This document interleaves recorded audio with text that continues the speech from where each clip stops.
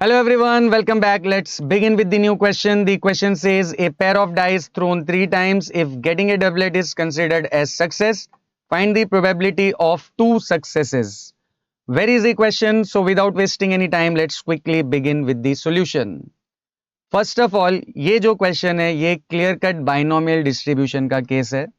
And binomial distribution में आपको जो भी प्रोबेबिलिटी फाइंड करनी हो उसके लिए सिर्फ एक ही फॉर्मूला यूज करना है. And what is that formula is this. Probability of x equal to x is NCx p raise to x q raise to n minus x. अब हमें भी क्या फाइंड करनी है, प्रोबेबिलिटी ऑफ 2 सक्सेसेस. तो हमें यही फॉर्मूला यूज करना पड़ेगा. बट इस फॉर्मूले को यूज करने के लिए सबसे पहले हमें क्या फाइंड करनी पड़ेगी, n p और q की वैल्यूज.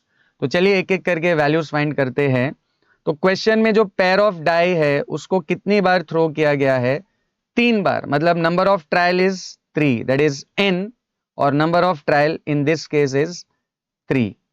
अब यहां पर सक्सेस क्या है, डबलेट का मिलना.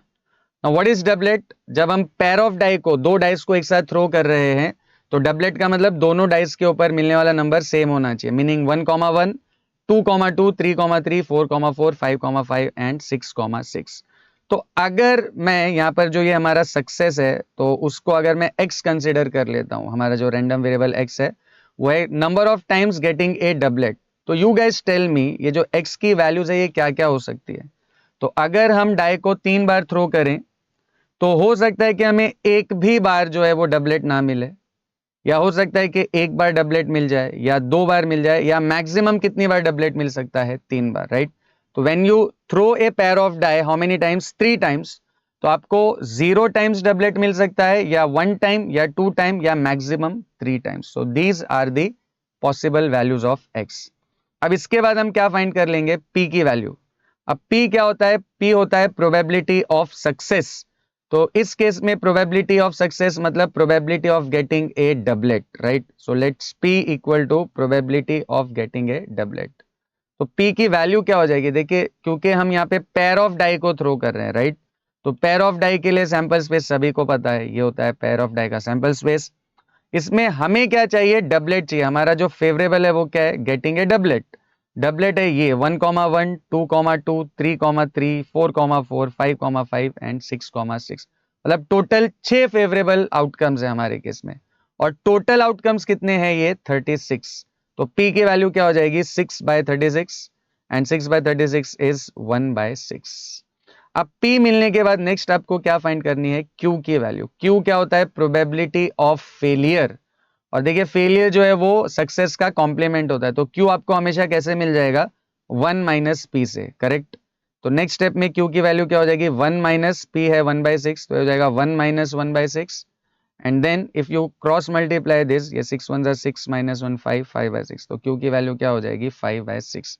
तो हमने सक्सेसफुली n की वैल्यू फाइंड कर ली है 3, P की वैल्यू है 1/6 और Q की वैल्यू क्या है 5/6. अब इसके बाद हम जो प्रोबेबिलिटी हमें फाइंड करनी है, कौन सी, probability of 2 successes, right. Probability of 2 successes meaning P of x equal to 2. तो ये प्रोबेबिलिटी फाइंड करने के लिए अब हम सीधा सीधा ये वाला फॉर्मूला यूज कर लेंगे, NCx p raise to x q raise to n minus x. अब n कितना है, n है 3, राइट, और x कितना है 2.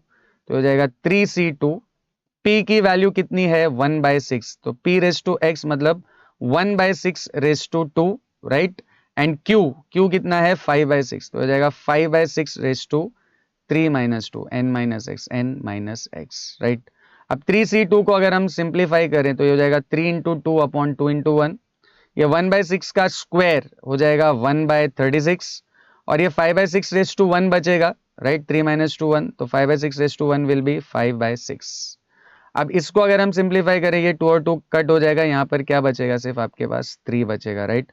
और इसको मल्टीप्लाई करने पे 1 इंटू 5 आएगा 5, एंड 36 इंटू 6 विल बी 216. तो ये टोटल प्रोडक्ट क्या बन जाएगा आपका, 5/216. अब देखिए ये 3 और 216 को हम सिंप्लीफाई कर सकते हैं. 3 7 21 एंड 3 2 6. तो ये टोटल फाइनल वैल्यू आपको इससे क्या मिल जाएगी, 5/72. Very easy question. I hope you have understood this. See you in the next video.